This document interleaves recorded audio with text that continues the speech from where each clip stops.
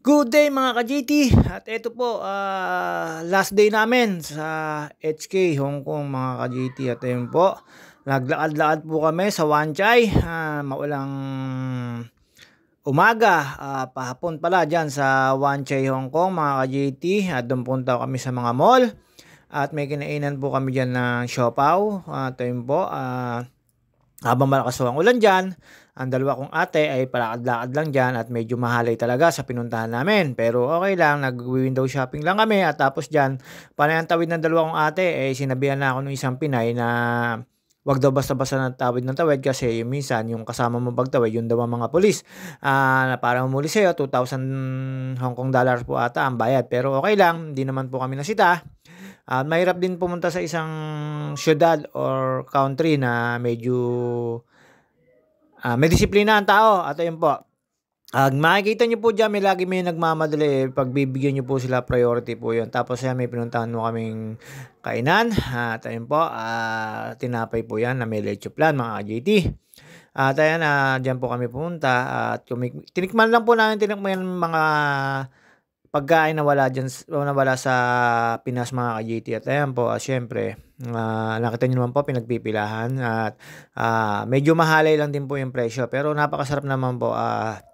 Pangalawa po yan sa kinain namin mga ka-JT habang nasa labas po ako dyan. At ayan po, may mall po yan.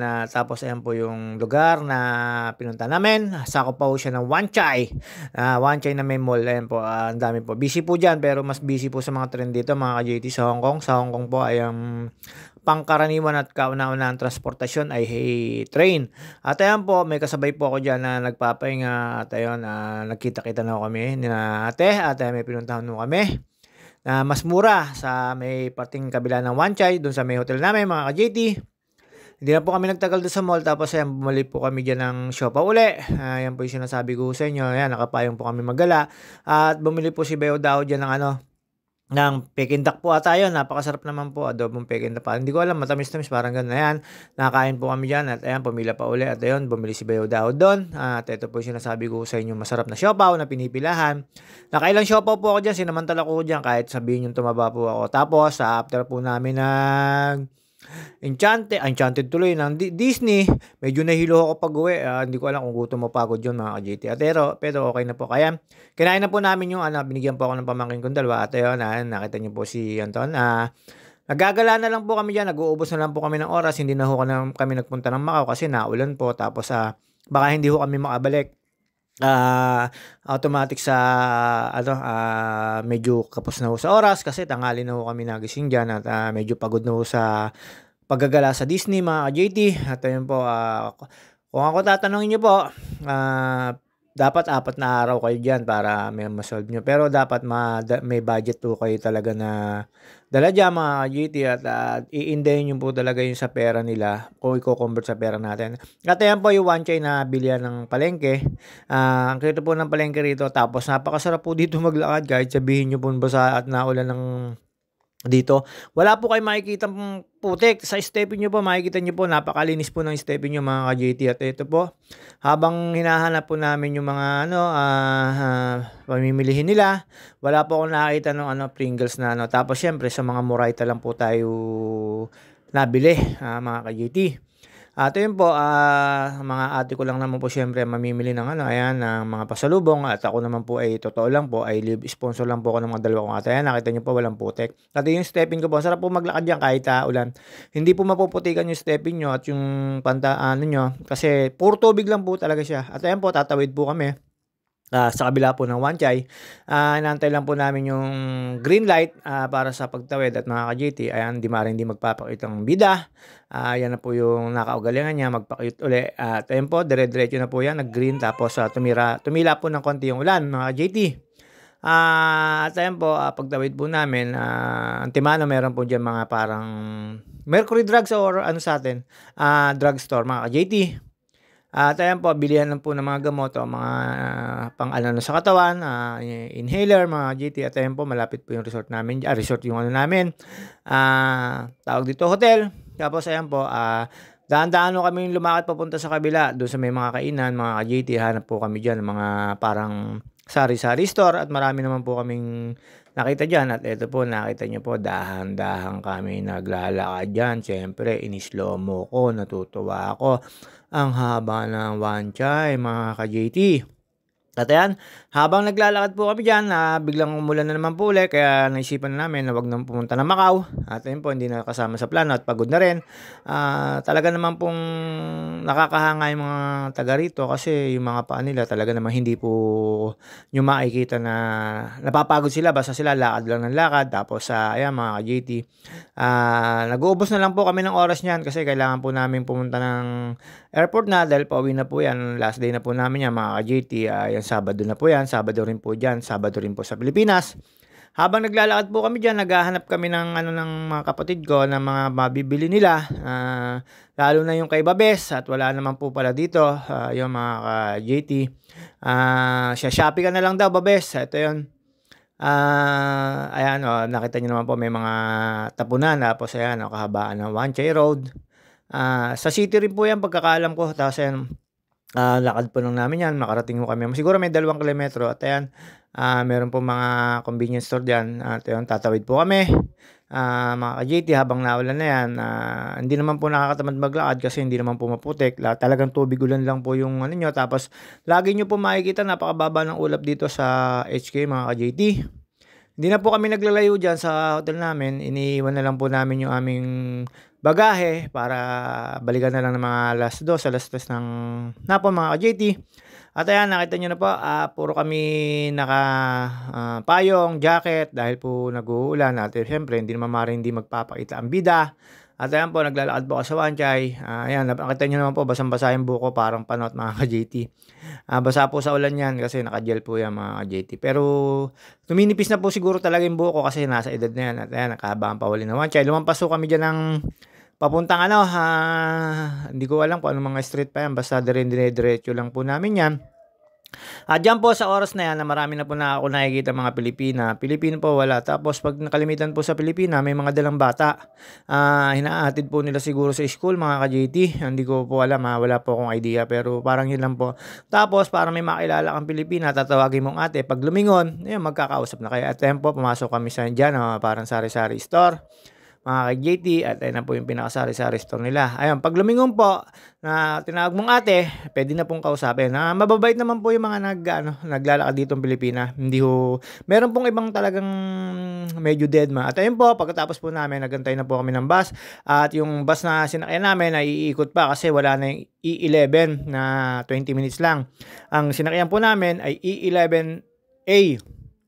Iikot po siya at ang dami po namin dinaanan. At ayan po, nakakatuwa po ako. Sumakay ako sa bus pero walang driver po mga ka-JT. Hindi po. Sa double bus po kami sumakay. Doon po ako sa ibabaw. Natuwa naman po ako at napaka ganda po ng bus nila mga ka-JT. Tapos may ragayan ng bagahe. Ayan, nakita nyo po. At talagang sumusunod lang po sila sa sa rules at talagang may disiplina. At kalimitan po sa driver dito ay 40 pataas ang edad. Nakita ko po siguro mga senior citizen na at may mga priority. At ayan po nakita ko po yung mga laruan nila. Covered, hindi naman po sila covered court pero rubberized po ayan. Merong soccer, merong basketball, mga ka-JT. At hindi ka po pwedeng basta-basta sumakay. Kailangan mo sa bus stop. At hindi ka pwedeng sumakay basta sa bus stop hangga't hindi ka nakatuntong doon sa ano yan. Nakita nyo po yung mga dilaw-dilaw na yan. May mga number po yan kung anong bus. Kaya doon po kayo, pwede na po kayo hindi pumara pero meron iba pumapara. Pero pag nakita ko kayo doon sa linya ng bus na dadaan na yan, kagaya niyan mga ka-JT, nakita po na meron nakasakay. Kaya ayan, may nakatuntong doon sa, sa tawag dito, sa sulat na yon. At ayan po, lumipat na kami ni Troy. Nandun na kami na driver niya. Ayan po yung dalawa kong pamangkin, nasa kabila pa rin. At ayan mga ka-JT, at ayun, umikot po kami dyan. At ayan po sinasabi ko sa inyo, nakakita kami ng Ferrari, ang lupit, pero hindi ho maingay yung makina niya mga ka-JT. Wala po siyang ingay ng tambutso. At ayan, inikot po namin yung city na yan. Kaya natuwa po kami, kaya yun din po napili namin. Airport din naman po yung niya, kaya lang, matagal lang po kayong iikot dyan, pero mas maganda kung nagmamadali kayo, yung E11 para straight to airport, 20 minutes lang daw. Pero ito po, ang natutuwa ko kami, nakaikot pa kami ng buong Hong Kong, mga ka-JT. At dyan po, sinasabi ko naman po sa inyo na napakasarap naman po talagang sumakay sa double bus. At after po namin sa city, ayan na po, parang expressway dito mga ka-JT, makikita nyo po yung mga nasa ibabaw na parang nailaw-ilaw na yan. Ayan po yung kanilang RFID, napakalupit. At ayan po, dumaan po kami sa isang tunnel. Bali, 2 tunnel po yan na dinaan namin, pero hindi ko po alam yan kung anong tunnel ang tawag dyan. At meron po kaming dinaanan dyan, yung tinagos na bundok, yun po yung pangalawang tunnel. Yan pong tunnel na unan na yan, hindi ko po alam kung anong pangalan. Basta po yan sa HK yan mga ka-JT. Natutuwa po ako na ang tunnel nila ay kasya ang double bus. Napakataas po ng double bus. Puro right hand drive po dito. Kaya nakikita nyo po yan nasa yung kalsada. Dahil pasalubong po yan sa, kumbaga sa Pilipinas ay left hand drive. Kasalubong po yan. Pero hindi ito po ay right hand drive. Parang Japan, Thailand, yun po. Sa Pilipinas naman po ay left hand drive. At habang nagbibideo po ako dyan, nagkukwentuhan ko kami dyan at syempre natuwa naman po ako, nakarating ako ng Hong Kong nang dahil sa dalawang kapatid at kay Papa Jesus. Iba po talaga yung pagka yung inayos mo yung sarili mo. At ayan po ulit yung RFID. Toink! Ayan. Yun po yung pinaka-araw nila, yun po yung may at ayan po, isang tunnel pa uli mga ka-JT ang tinahako namin. Tapos may dinaanan ko kami mga tulay dyan. Napakaganda po. Sa mga nakakarating at nakapag-stay na po na matagal sa Hong Kong, alam po nila yan kung anong mga tunnel na yan. Lalo yan, yung tinagos po namin yung bundok. Mga ka-JT, bundok pong tunnel ang tinagos po namin dyan. At after po namin matagos ang bundok, at ayan po, hindi ko po alam kung anong bridge yan. Para ho kayo nasa San Francisco, mga ka-JT. Napakalinis po dyan. Tapos, napaka-relax magmaneho. Tumatakbo sila ng 80 kilometers. Kilometers din po nakikita ko kasi nakasign po yung 80. At ayan po, yung ilalim po niyan ay maraming barko na shipment. Ship ang biyahe. Hindi ko alam kung paano tawag doon. Cargo pala ho. Ayan mga ka-JT. At ayan po, sa mga nasa na ninirahan na ho sa Hong Kong na Pilipina at mga taga HK, alam po nila yan kung anong tawag dyan sa bridge na yan. Ako, hindi syempre, first time ko lang po dyan mga ka-JT. Hindi ko na po alam yan. Basta yan, natuwa lang po ako na dumaan kami sa parang San Francisco bridge na yan mga ka-JT sa Amerika. At ayun po, habang tinatahak po namin yan, napakalayo po namin dyan kasi umikot po talaga yung bus namin, EA11. E11A mga ka-JT. Alam naman po ng mga nasa Hong Kong yan. Tapos ayan po, after po nun, mga ka-JT, at ayan na po, syempre, lakad-lakad na po kami, mekos-mekos na po kami, tinawag na po kami, at magpapahinga na kami sa loob ng ayan po, ate ka, panayang kaway, daw, nandiyan na po kami sa airport, mga ka-JT. Mahirap po kasing dyan at may nakita pa po kami dyan na talagang iniwan ng eroplano. Nasa disiplina po talaga kahit senior citizen. Talagang kahit nandun pa yung eroplano, tanaw pa yung eroplano, pero hindi po pinagbigyan si nanay. Hindi ko po alam kung Chinese po ba o ano, basta nagsasalita po sila sa language. Ayan paikot-ikot lang po kami dyan sa duty free ng airport ng ng Hong Kong mga ka-JT. At ayan, syempre magpapakit po yun. Inaantayin lang po namin yung boarding gate namin dyan, pero wala pa po. In-announce po yung boarding gate before an hour or 2 hours before. Ayun po, nakita po namin, nag-gate in kami mga ka-JT. At ayan, paikot-ikot lang po kami dyan. Tapos kumain na po kami dyan. Syempre, para antayin namin yung boarding gate na yan. Tinitignan ko po yung number namin, pero wala pa rin po. At ayun, ikot-ikot lang po ang bida mga ka-JT sa alam.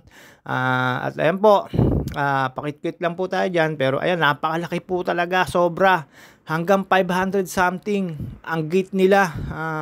Ganong kalaki po ang airport ng HK. At ayun daw, after po nun, pinag-boarding na kami at pumasok na kami sa aeroplano. At ito po mga ka-JT, uuwi na po tayo ng Pilipinas, to the home country, JT. At ayun po, papasok na po kami dyan ng aeroplano. At ayun, pagkatapos po namin dyan, syempre pahipahinga lang po tayo dyan. Tapos nung mga 1 hour and 45 minutes, yun po yung sabi sa amin nung pilot na ganun daw ang biyahe namin. Tapos mga ka-JT, pakalamig naman po, pero hindi po yung kagaya nung una namin sinakyan yung pagbalik namin. Yung una namin sinakyan, napakalaking aeroplano. Ngayon, hindi naman po pantatluhan lang mga ka-JT, pero okay naman po. Kaya lang medyo magalaw, hindi kagaya ng malaking aeroplano. Hindi mo masyadong mararamdaman yung mga parang nalulubak. Kumbaga sa sasakyan, parang nata-turbulence. At ayun, after po ng 45 minutes, ayan na po, Pilipinas na po yan, mga ka-JT. Hindi pa po pala. Sorry, joke lang po. Palipad pa lang po pala kami diyan mga ka-GT, palipad pa po lang po kami diyan, HK pa rin po 'yan mga ka-GT. At ayan po, after po niyang makalipad namin mga ka-GT, kami po ay,